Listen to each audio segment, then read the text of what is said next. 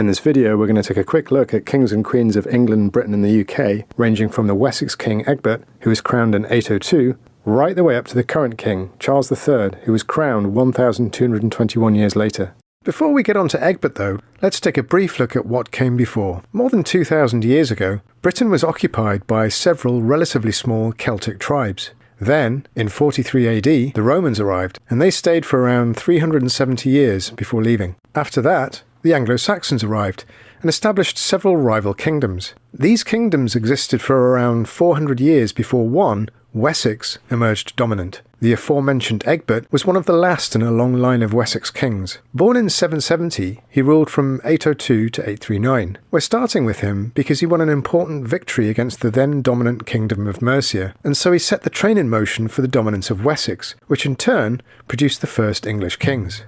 He was succeeded by his son Ethelwulf, who ruled from 839 to 858, and was the father of one of England's most famous early kings, Alfred the Great. Alfred was his youngest son though, so before he could take over, his older brothers, Ethelbald, Ethelbert and Ethelred, ruled as Wessex kings between 858 and 871. Alfred himself ruled from 871 to 899. Alfred's famous because at the time the Vikings had defeated most of the Anglo-Saxon kingdoms, and had almost turned England into their own fiefdom. They'd already established Danelaw in the north, and were close to completely overwhelming Wessex and ridding England of Anglo-Saxon kings once and for all. Alfred stopped them. His son, Edward the Elder, who ruled from 899 to 924, defeated the Vikings, conquering the southern part of Danelaw. Edward's son Ethelstan, who ruled from 924 to 939, is our first king of the English, and obtained that title after conquering Danelaw, sending the Vikings packing and uniting all Anglo-Saxons. Ethelstan didn't produce an heir, so he was followed by his brother Edmund I, who ruled from 939 to 946, and who initially lost part of the north of his kingdom before regaining it. Edmund did produce a male heir called Edwig, but at 6 years of age he was too young to take the crown, so instead Edmund's brother Edred reigned next, from 946 to 955. After Edred died, Edwig took over the reins, ruling from 955 until 959. Edwig is famous for having fallen out with the Archbishop of Canterbury at the time. Edwig didn't produce an heir, so Edmund I's son came next. Edgar the Peaceful ruled from 959 to 975, and he's famous for being the father of two English kings, Edward and Ethelred. Edward, styled Edward the Martyr, ruled from 975 to 978, but was brutally murdered at the age of about 16 after he was stabbed sitting on top of his horse. The murderer was never captured, and there were rumours that his stepmother was behind it. After all, Edward's death meant that his half-brother, her son Ethelred, succeeded to the throne. Ethelred the Unready, as he came to be known, ruled from 978 to 1016. He dealt with renewed Viking raids by paying them off rather than fighting them. He also paved the way for the 1066 Norman invasion by marrying Emma of Normandy. She was William the Conqueror's great-aunt, something that would enable William to later claim that he had a legitimate right to sit on the English throne. Though Ethelred ruled until 1016, in 1013 the King of Denmark, Sweyn Forkbeard, invaded, partly in revenge, after his sister was killed in a massacre ordered by Ethelred. Sweyn had himself crowned King of England and ruled for 41 days in 1013 before dying. This allowed Ethelred to return, and he ruled until 1016. Ethelred's son Edmund Ironside ruled next in 1016. Unfortunately, throughout his short reign, he was forced to fight Sweyn Forkbeard's son Canute for the crown, and he died after just 7 months, possibly of battle wounds. After that, the way was open for Canute, who reigned from 1016 to 1035. Canute was a learned man, and is known for having ordered the tide back. The sea washed over his feet, proving his point that kings were not infallible. Canute's son Harold Harefoot reigned after he died, from 1035 to 1040. Then, Canute's other son Harthacnut ruled until 1042, before keeling over at a friend's wedding and dying. Next, Ethelred the Unready's son by Emma of Normandy sat on the throne. Edward the Confessor would be the last king from Egbert's House of Wessex dynasty, and he ruled from 1042 to 1066. A devoted religious man who was later venerated as a saint, Edward ended his reign childless, and he's supposed to have nominated William the Conqueror as his successor. Instead of William taking over though, a powerful Wessex earl, Harold Godwinson, stole a march, had himself crowned and ruled for 9 months in 1066. Harold would be the last Anglo-Saxon king to rule. Having reportedly been promised the crown by Edward the Confessor, the Duke of Normandy swooped into England and defeated him at the Battle of Hastings, changing England's destiny forever by installing a new Norman regime and ruling from 1066 until 1087. William the Conqueror's son, William Rufus, or William II, ruled next from 1087 until 1100, when he was shot through his lung with an arrow whilst out hunting. After that, Rufus's younger brother was crowned Henry I, and he ruled from 1100 to 1135. His son, William Adelin, drowned in the White Ship disaster of 1120, leaving him without an heir. Henry tried to install his daughter Matilda as his successor. Matilda had married into a powerful Anjou family, something that would later lead to a dynasty of Plantagenet kings. When Henry died, though, his nephew Stephen stole in ahead of her and had himself crowned king, plunging England into a civil war as Matilda fought to claim the throne. Stephen ruled from 1135 to 1154, and he's the first of our kings to have been placed in prison after being captured by Matilda's forces, though he was later released.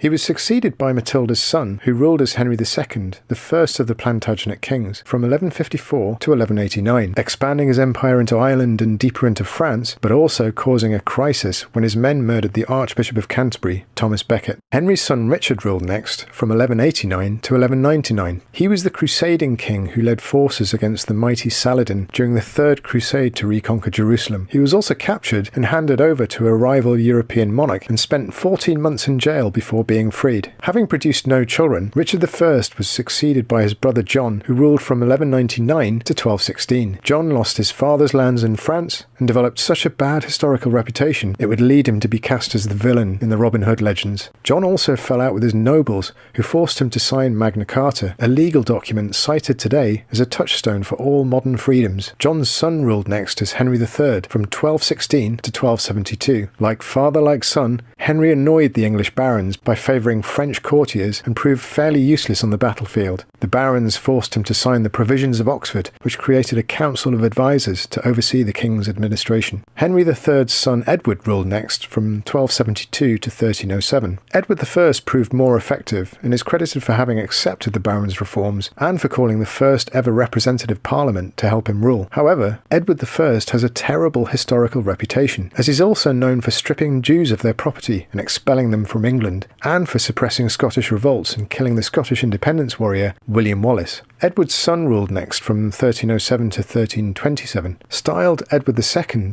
he proved unpopular with the barons after promoting his friend, possibly his lover, Piers Gaveston. He was also routed by the Scots under Robert the Bruce at the famous Battle of Bannockburn, which secured Scottish independence.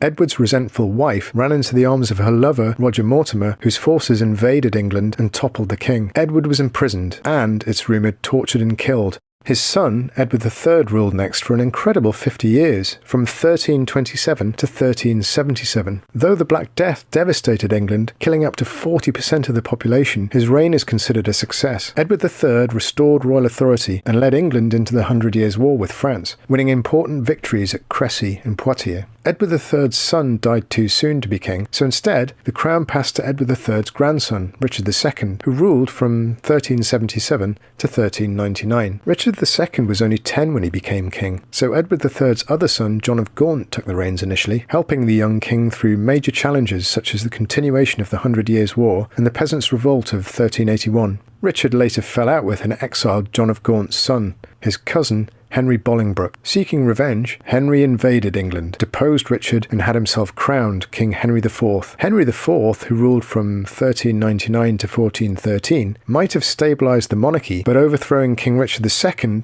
would later lead to the War of the Roses. Henry's son ruled next as Henry V from 1413 to 1422. Henry V is known for his prowess on the battlefield, leading his English army in a stunning victory over the French at the Battle of Agincourt in 1415, and coming very close to conquering the whole of France. Henry V was succeeded by his 9-month-old son, who was crowned Henry VI, and who ruled from 1422 to 1471. Thanks to his father's successors, he was also crowned King of France, though he was eventually dethroned there, and the war with France started again. Domestic troubles led to poor Henry VI having a series of mental breakdowns, culminating in the War of the Roses, which resulted in him being deposed by the son of his cousin Richard, the Duke of York, who had himself crowned Edward IV. Though Henry VI was eventually restored to the throne, Edward IV IV killed his son and heir and placed the ailing king in the Tower of London, where he's thought to have been murdered. All this means that our next king, Edward IV, had 2 reigns, from 1461 to 1470, and then again after Henry VI was reinstated and then died, from 1471 to 1483. His 12-year-old son would subsequently reign as Edward V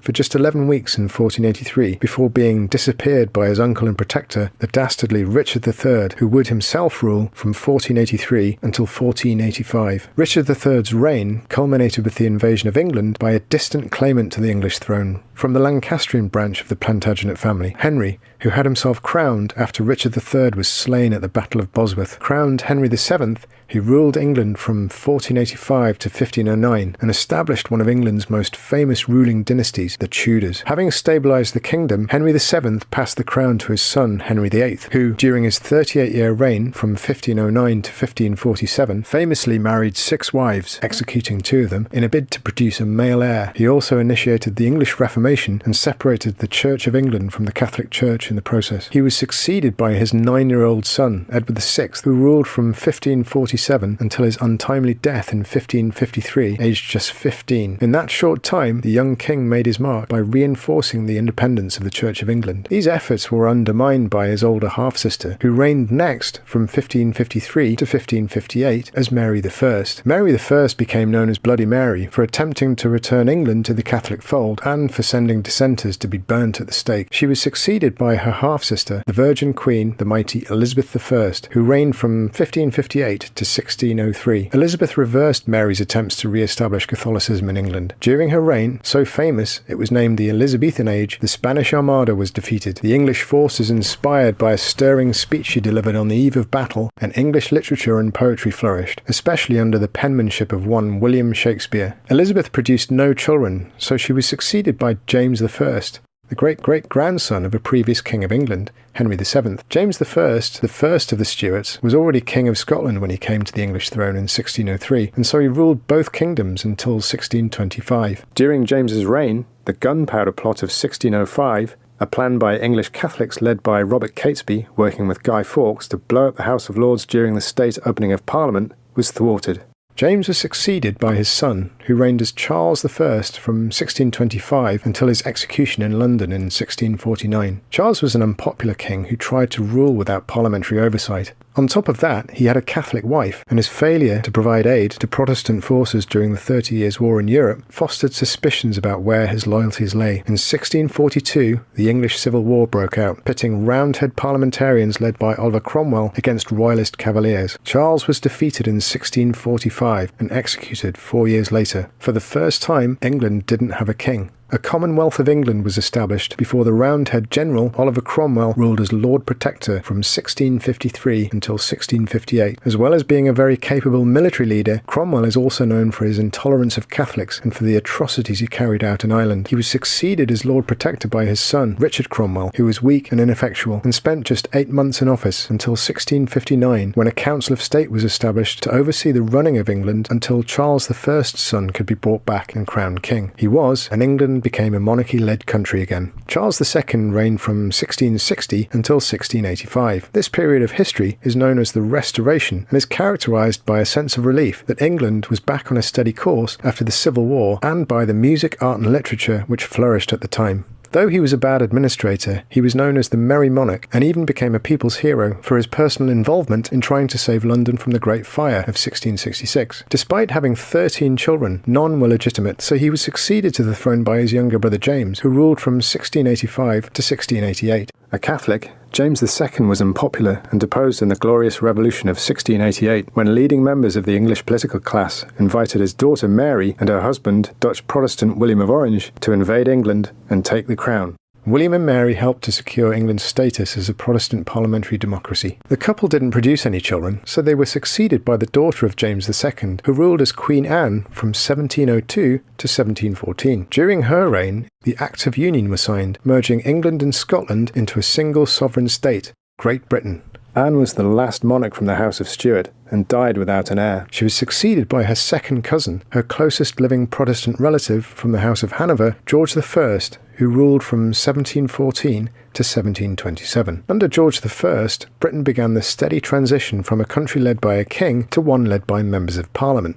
notably Robert Walpole, recognised as Great Britain's first Prime Minister. George's son, George II, reigned next. Bonnie Prince Charlie, the Stuart pretender to the throne, attempted to overthrow George II in the last Jacobite uprising of 1745. The rebellion failed. George II's son, Frederick, was due to inherit the crown, but died in 1751. So instead, Frederick's son was crowned next and styled George III. He ruled for an incredible 60 years, from 1760 right the way through to 1820. George III is perhaps best remembered as the king who lost Britain's American colonies in the American War of Independence. Also during his reign, Napoleon was defeated at Waterloo and the transatlantic slave trade was abolished in 1807. George III is also thought to have suffered from a severe mental illness, allowing his son to step in as Prince Regent. George IV eventually graduated from Prince Regent to King. He built Buckingham Palace and presided over the emergence of the British Empire as a dominant world force. George's only legitimate child, Charlotte, died before him in 1817, so when he himself died, he was succeeded by his younger brother William, who reigned as William IV from 1830